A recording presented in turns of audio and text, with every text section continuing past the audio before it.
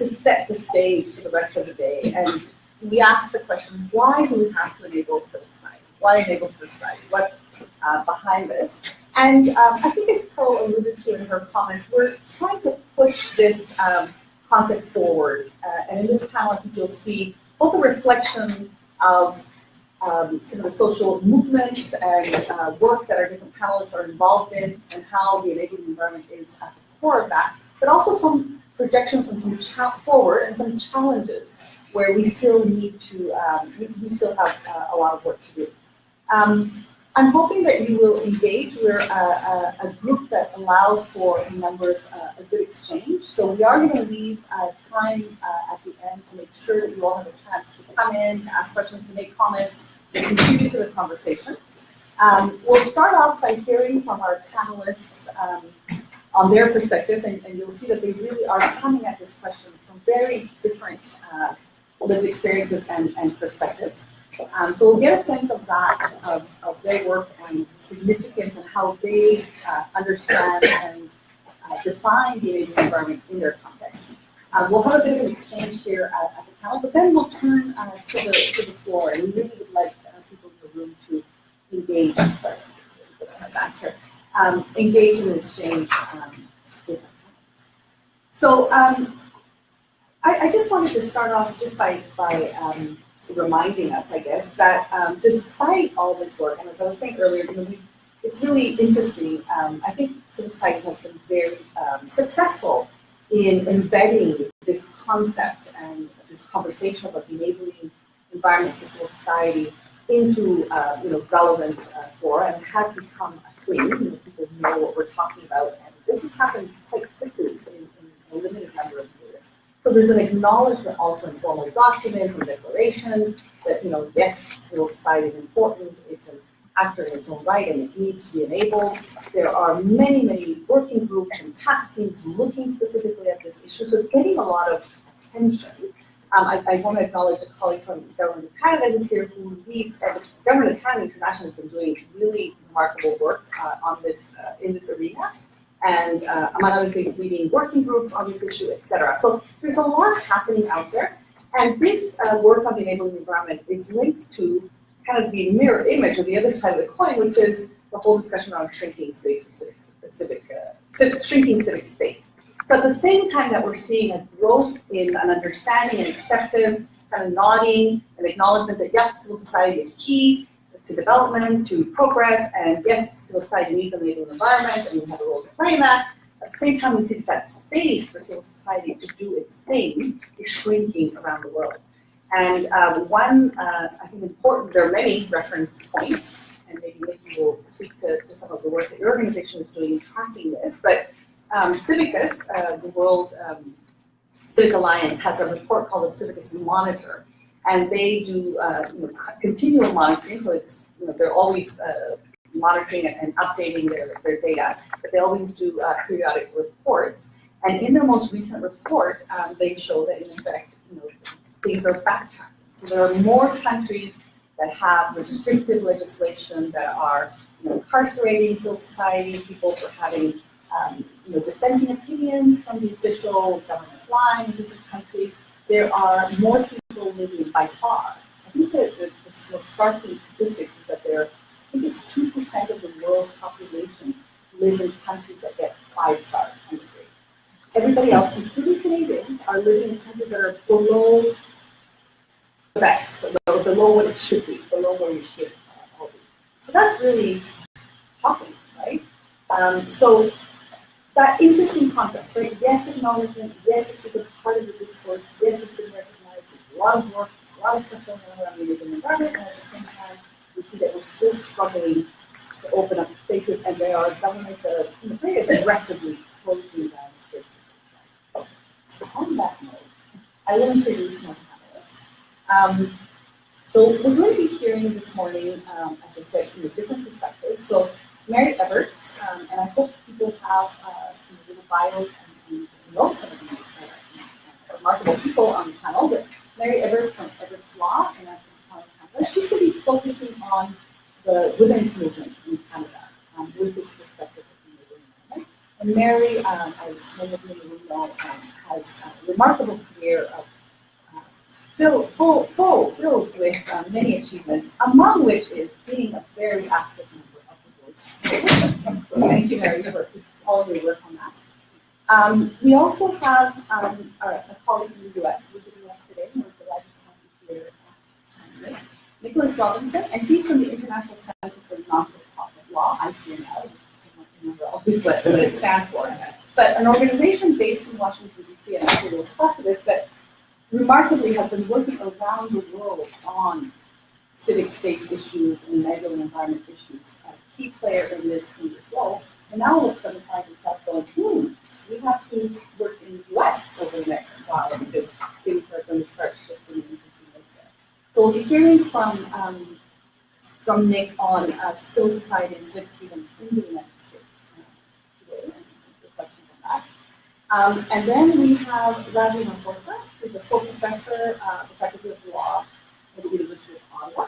And he's here today to share his thoughts on theorizing and making an environment for CSOs dedicated to the rights of persons with disabilities. And he will be asking, I think, some very interesting and provocative questions about some of those groups that are perhaps on the forefront, hopefully, but not at the center of what this discourse has been so far, and some of the challenges and opportunities for integration there. So, on that note, I will invite each one of the panelists to give us their opening statements, just to situate where each one is coming from, and then we will have so, I don't know if we agreed on the order. We did. And we said Mary would start first. So, Mary, thank you. As for the purpose of creating an enabling environment where women are concerned, it is not a small purpose. Women have sought through their volunteer activities in civil society organizations to establish that they are full persons under the Constitution and that they are worthy, that they deserve, they are entitled to full participation in democracy, with the idea being nothing about us without us, so that we have full participation in establishing the policies and the state machinery that affect us. One of the things I want to mention right at the outset is that the history of the women's movement in Canada shows that we are, at this point, doing two things. One is we are trying to recreate an enabling environment which once existed for women, but was blown up after the various rounds of constitutional discussion at the Charlottetown Court.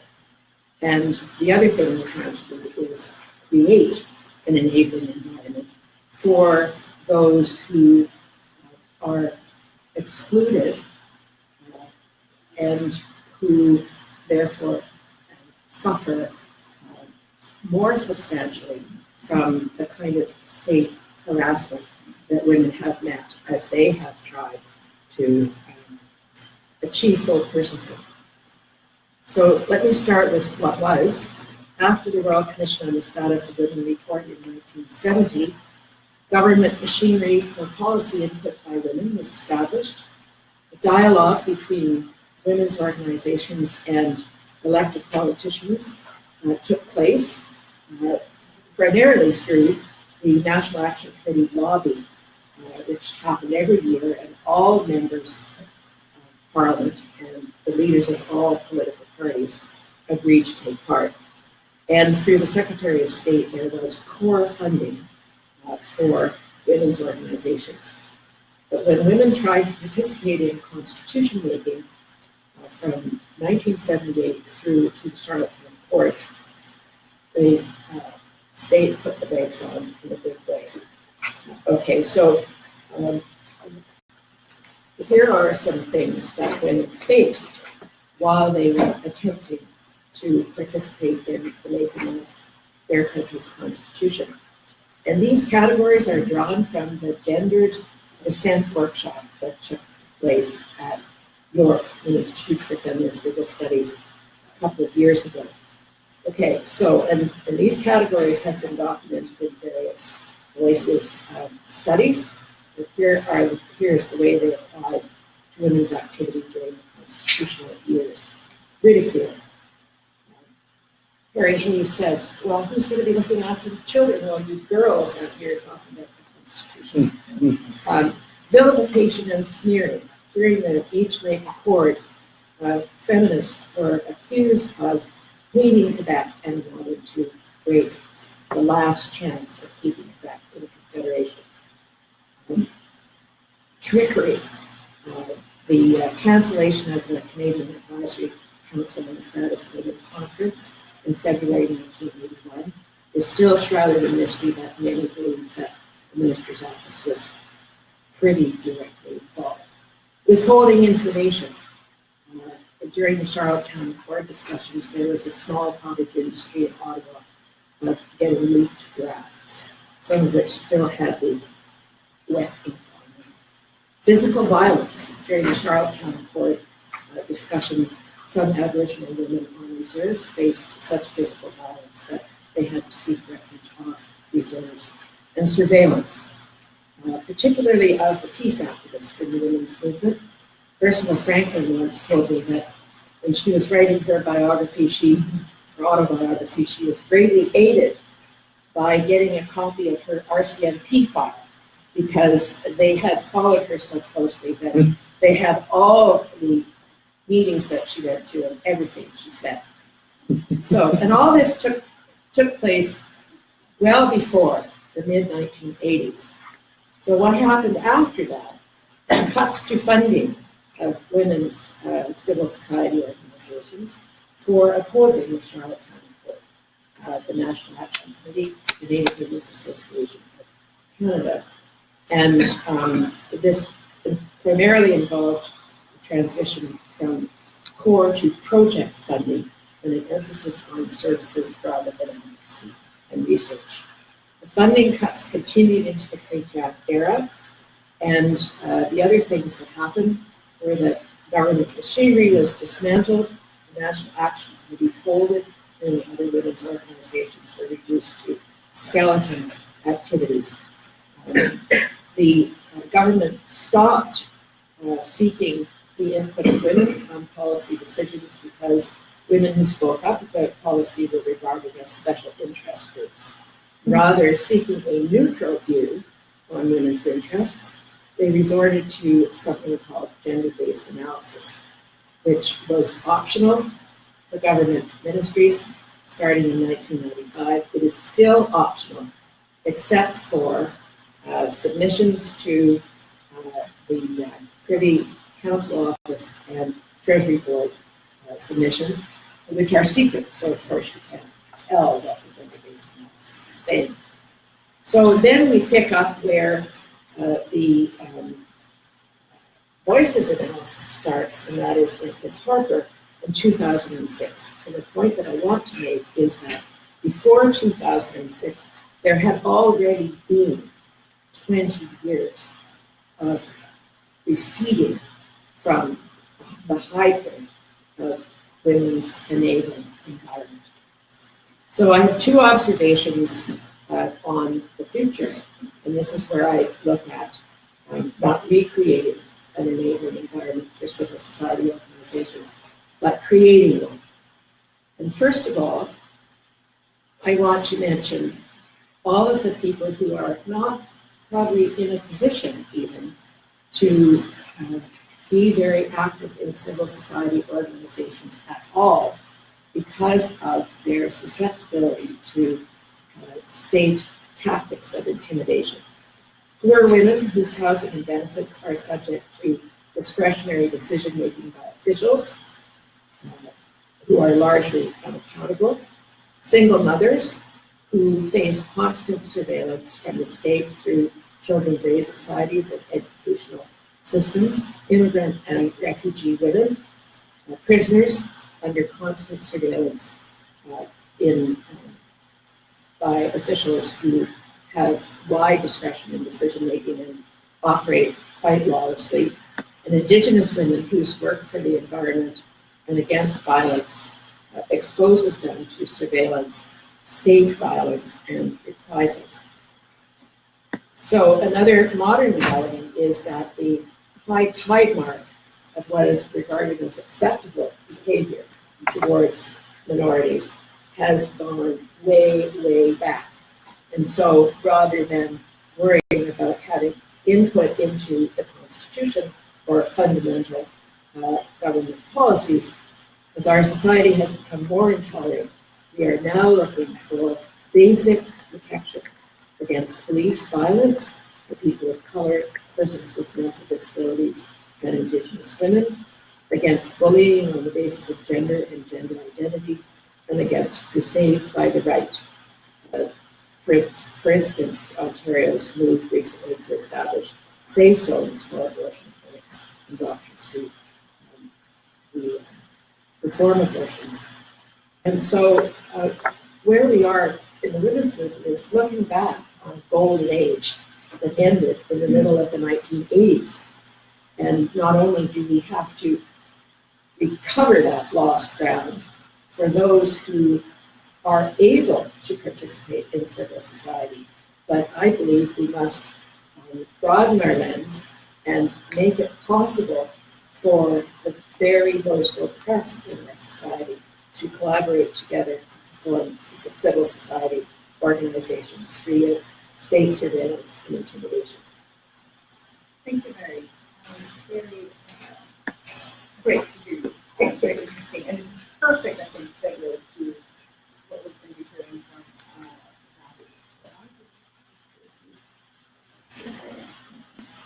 Yeah, well, thank you very much. My remarks will be really brief, and I should probably say at the outset that I represent nobody in the organizations that I mentioned. I'm not speaking on behalf of any own opinion.